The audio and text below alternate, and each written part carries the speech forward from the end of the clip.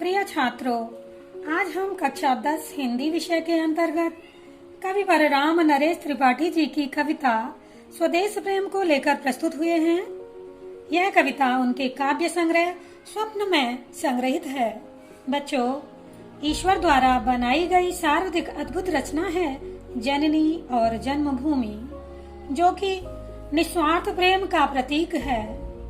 स्नेह की मधुर बयार है, सुरक्षा का अटूट कवच है, संस्कारों के पौधों को ममता के जल से सींचने वाली चतुर उद्यान रक्षिका है, जिसका नाम प्रत्येक शीश को नमन के लिए झुक जाने को प्रेरित करता है। ऐसे देश प्रेम के भावों से ओतप्रोत यह कविता है। आइए इसका रसास्वादन करते हैं। अतुलनीय जिनके प्रताप का साक्षी है प्रत्यक्ष दिवाकर, घूम घूम कर देख चुका है जिनकी निर्मल कीर्ति निशाकर, देख चुके हैं जिनका वैभव ये नभ के अनंत तारागण, अगणित बार सुन चुका है नभ जिनका विजय घोष रण गर्जन। प्रस्तुत पंक्तियों में कवि ने हमारे परम पराक्रमी पूर्वजों के पराक्रम का बखान करते हुए देश प्रेम का संदेश देते हुए कहा है कि हम उन पूर्वजों की संतान हैं जिनके अतुलनीय प्रताप का, जिनके अद्भुत प्रताप तेज का साक्षी प्रमाण प्रत्यक्ष दिवाकर नित्य प्रति प्रकाशित होने वाला सूर्य है। कवि कहते हैं, हम उन अद्भुत तेजस्वी प्रतापी पूर्वजों की संतान हैं जिनके तेज का प्रमाण देने के लिए आज भी नित्य प्रति प्रकाशित होने वाला दिवाकर है, सूर्य है, और घूम घूम कर देख चुका है जिनकी निर्मल कीर्ति निशाकर, हमारे उन पूर्वजों की स्वच्छ कीर्ति को, धवल कीर्ति को, यश को, आकाश में घूमने वाला निशाकर अर्थात चंद्रमा घूम घूम कर देख चुका है। हम हमारे उन प्रतापी यशस्वी पूर्वजों के निर्मल कीर्ति को चंद्रमा आकाश में घूम घूम कर देख चुका है। देख चुके हैं जिनका वैभव ये नभ के अनंत तारागण, और हमारे पूर्वज वैभवशाली से थे, ऐश्वर्यवान थे, धन संपदा से परिपूर्ण थे। हमारे उन वैभवशाली पूर्वजों के वैभव को, ऐश्वर्य को ये नभ के, ये आकाश के अनंत असंख्य तारों के समूह देख चुके हैं। ये जो आकाश में आज भी तारे टिमटिमा रहे हैं, असंख्य तारे टिमटिमा रहे हैं, ये हमारे ऐश्वर्यशाली धन संपदा से परिपूर्ण वैभवशाली पूर्वजों के वैभव को देख चुके हैं, और अगणित बार सुन चुका है नभ जिनका विजय घोष रण गर्जन। कवि कहते हैं, हमारे पूर्वज बड़े ही पराक्रमी थे। ये आकाश, ये नभ अगणित बार, अनगिनत बार हमारे पूर्वजों के रण गर्जना को, युद्ध गर्जना को, और जब वे युद्ध को जीतकर लौट कर आते थे तो उनकी विजय ध्वनि को सुन चुका है। ये आसमान अनगिनत बार हमारे पराक्रमी पूर्वजों की युद्ध गर्जना को और उनके युद्ध जीत के पश्चात उनकी विजय की ध्वनि को सुन चुका है। इतने पराक्रमी हमारे पूर्वज थे। सीधे सीधे अर्थों में हम उन पूर्वजों की संतान हैं जिनके अद्भुत तेज का साक्षी नित्य प्रति प्रकाशित होने वाला सूर्य है, जिनके पवित्र यश को चंद्रमा घूम घूम कर देख चुका है, जिनके ऐश्वर्य को आकाश के अगणित तारागण देख चुके हैं, और जिनकी युद्ध गर्जना की विजय ध्वनि को ये आकाश, ये अनंत अगणित बार सुन चुका है। इस काव्यांश में काव्यगत सौंदर्य की दृष्टि से यहाँ पूर्वजों के प्रताप, यश, वैभव, वीरता का उल्लेख करके कवि ने हमें भी उनके जैसे बनने की प्रेरणा दी है। हमें भी अपने पूर्वजों के जैसे प्रतापी, यशवान, कीर्तिवान, वैभवशाली और पराक्रमी होना चाहिए। भाषा की दृष्टि से सरल, सुबोध, साहित्यिक हिंदी भाषा का प्रयोग है। घूम घूम कर देख चुका है मैं, पुनरुक्ति प्रकाश के साथ साथ अनुप्रास अलंकार प्रयुक्त है और रस, वीर रस तथा ओज गुण है। शोभित है सर्वोच्च मुकुट से जिनके दिव्य देश का मस्तक, गूंज रही है सकल दिशाएं जिनके जय गीतों से अब तक।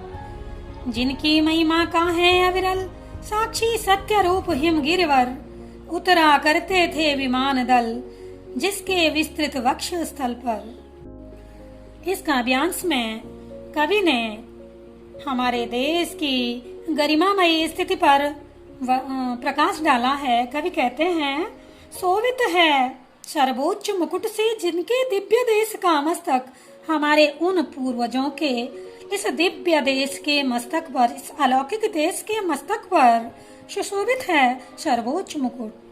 हिमालय रूपी सबसे ऊंचा मुकुट सुशोभित है हमारे पूर्वजों के अलौकिक देश के मस्तक पर, सिर पर अलौकिक, सर्वोच्च, सबसे ऊंचा और सबसे सुंदर हिमालय रूपी मुकुट सुशोभित है। गूंज रही है सकल दिशाएं जिनके जय गीतों से अब तक। हमारे पूर्वज इतने पराक्रमी थे, इतने बलशाली थे कि उनके पराक्रम के पश्चात उनके जय गीतों से, उनके जय जयकार से आज भी पृथ्वी की संपूर्ण दिशाएं गुंजायमान हैं। प्यारे बच्चों, आपने सुना होगा, कहा जाता है आज भी हमारे वायुमंडल में, आज भी महाभारत काल की, जो महाभारत का युद्ध हुआ था, उस युद्ध में जो घोड़ों की टापों से होने वाली आवाज थी वो आज भी गूंज रही है, उसके शब्द आज भी गुंजायमान है।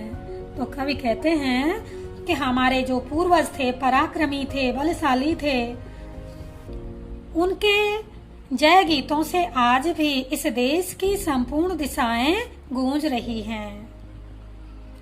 जिनकी महिमा का है अविरल साक्षी सत्य रूप हिम गिरिवर, हमारे उन पूर्वजों की महिमा का वखान अविरल, लगातार, साक्षी सत्य रूप हिम गिरिवर, हमारे उन पूर्वजों की महिमा का वखान करने के लिए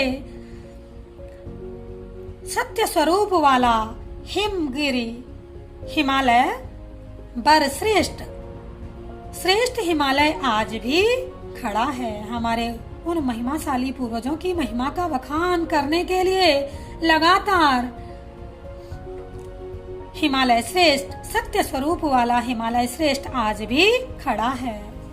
उतरा करते थे विमान दल जिसके विस्तृत वक्ष स्थल पर।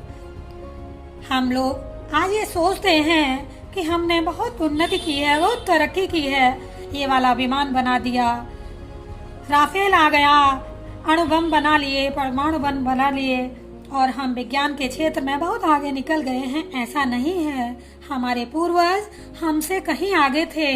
कवि कहते हैं कि उतरा करते थे उनके समय में भी विमान दल, विमानों के समूह, हमारे पूर्वजों के समय में भी विमानों के समूह इस देश के वक्ष स्थल पर, इस देश के मैदानी भागों पर उतरते थे। इस देश के अलौकिक देश के माथे पर दुनिया का सबसे ऊंचा मुकुट हिमालय शोभायमान है। इस देश में पैदा हुए वीरों, महावीरों के विजय गीतों के स्वर आज भी संपूर्ण दिशाओं में गूंज रहे हैं। संपूर्ण दिशाओं में आज भी उनकी आवाज गूंज रही है।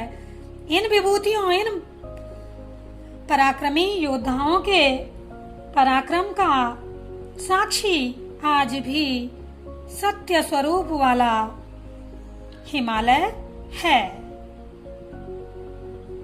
यह वह महिमाशाली धरती है, यह भारत भूमि वह महिमाशाली धरती है जिसके विशाल वक्ष स्थल पर आज ही नहीं बल्कि प्राचीन काल से ही विमानों के समूह उतरा करते थे। सागर निज छाती पर जिनके अगणित अर्णव पोत उठाकर पहुंचाया करता था प्रमुदित भूमंडल के सकल तटों पर। नदियां जिसकी यश धारा से बहती है अब भी निस्वासर।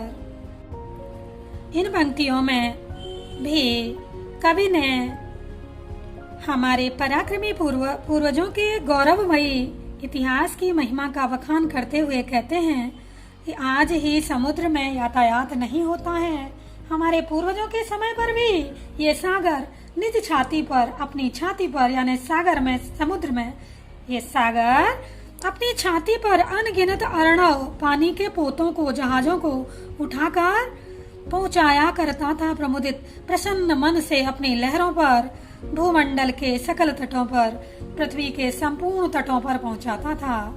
आज ही नहीं, ये समुद्र उस प्राचीन काल में भी अपनी छाती पर, अपने लहरों पर अनगिनत पानी के जहाजों को, पानी के पोतों को प्रसन्न मन से भूमंडल के, पृथ्वी मंडल के संपूर्ण तटों पर पहुंचाता था।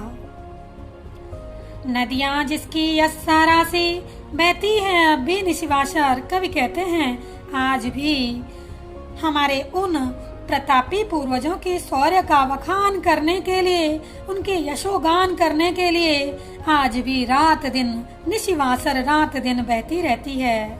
ऐसा लगता है वे अपनी कलकल की आवाज में हमारे उन वैभवशाली, पराक्रमी, शौर्यशाली, ऐश्वर्यशाली पूर्वजों का यशोगान कर रही हो। ढूंढो उनके चरण चिन्ह भी पाओगे तुम इनके तट पर। कवि कहते हैं हे देश के आगामी बच्चों, हे देश के भविष्य, हे देश के कर्णधारों, यदि तुम उन पराक्रमी पूर्वजों के चरण चिन्हों को खोजने का प्रयत्न करोगे तो इनके तटों पर, इन समुद्र के तटों पर, इनके कर्म क्षेत्र पर इतिहास के रूप में उनके पग चिन्हों को, चरण चिन्हों को अवश्य पाओगे। इतिहास के पन्नों को पलट कर देखोगे तो अवश्य ही तुम उन पराक्रमी पूर्वजों के पराक्रम और शौर्य के बारे में जान सकोगे।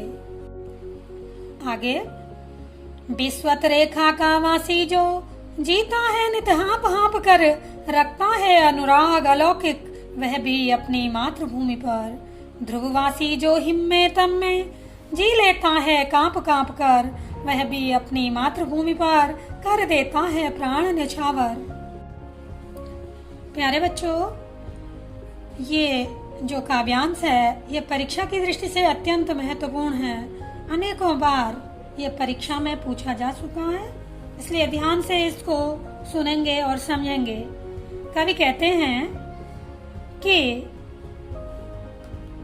विश्वत रेखा का वासी, विश्वत पर रहने वाला, विश्वत रेखा पर रहने वाला जो वासी है वो जीता है नित हाँप हाँप कर, नित्य प्रति हाँप हाँप कर जीता है। विश्वत रेखा पर बहुत अधिक गर्मी पड़ती है, वहाँ के लोग गर्मी के कारण परेशान होकर हाँप हाँप कर अपना जीवन बिता देते हैं, लेकिन रखता है अनुराग अलौकिक।